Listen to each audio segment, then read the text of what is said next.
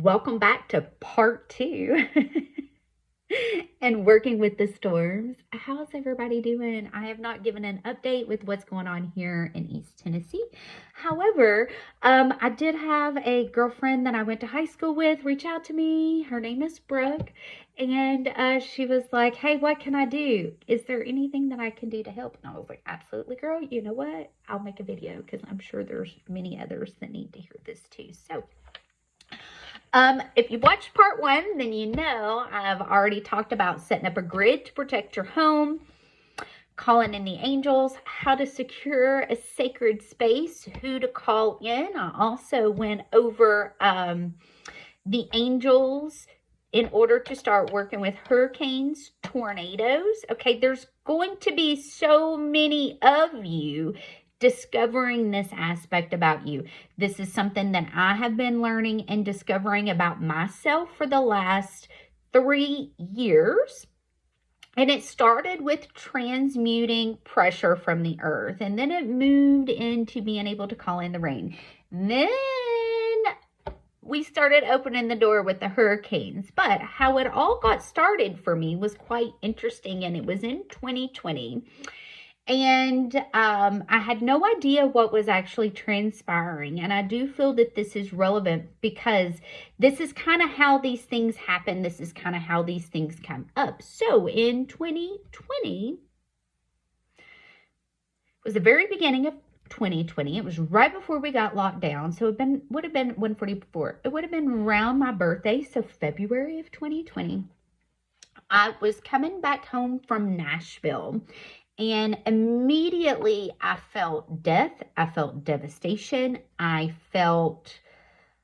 almost felt like I was feeling my own death coming. Okay. It really scared me. It really freaked me out. So I immediately started praying, calling in Michael, Uriel, Gabriel, Raphael, securing the protection around me. And,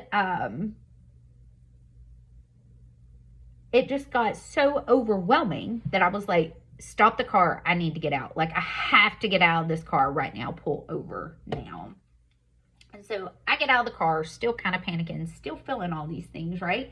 Not really sure if I'm picking up on what's coming for me or what's going on, right? Really, like, not real sure what's going on. So I get back in the car, go home. 1 week later, we had a tornado come through that part of downtown Nashville, and it stopped where I had the car stop, and I got out and started calling in the angels. Now, the reason why I'm telling you this is because sometimes that's all you have to do. Really, that's all you have to do is calling God, calling the angels, and start bringing that protection in. This is where free will comes into play. We have to ask them to step in and intervene for us, okay? So that started for me in 2020. And then in 2021, I discovered that I was transmuting pressure from explosions in the ocean.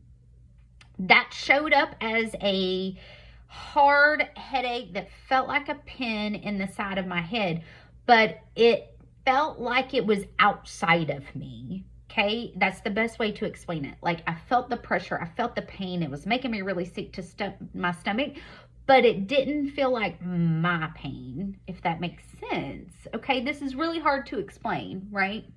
Like, I could feel it, and it felt like in my head, like I had a bad headache, but that wasn't what I was feeling, okay? And then we get done with an earth healing, and there's literally an explosion in the ocean. So that's when that started for me. You will be told exactly what you need to do and when you need to do it. I have always been told what I need to know. Without a shadow of a doubt, I can say that with 100% certainty. If there's something that you're meant to do, 444, you will be told, okay?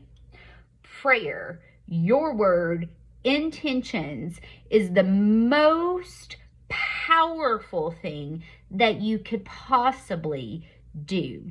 And when you do it with conviction and you know that it is done, that makes it even more powerful. Now, when you can get a collective of people together, this makes it even stronger. So where two or more gather, God is present, okay? And it does make it stronger. It does make it easier, okay, to do those things when that is the case. Now, please just listen. Whatever your heart tells you, whatever your gut tells you is what you need to be doing, okay? I'm thankful that that storm in the Atlantic has kind of dissipated a little bit. I'm hoping that it remains that way because we need some time to recover. The ground needs to dry out here in the mountains. There will be more mudslides, roads, interstates, bridges. Like, we need some time to dry so the ground can like recoup. It's really soft right now. So thank you for all that you do. Thank you for caring enough to believe that you can do something like this. Thank you for the support.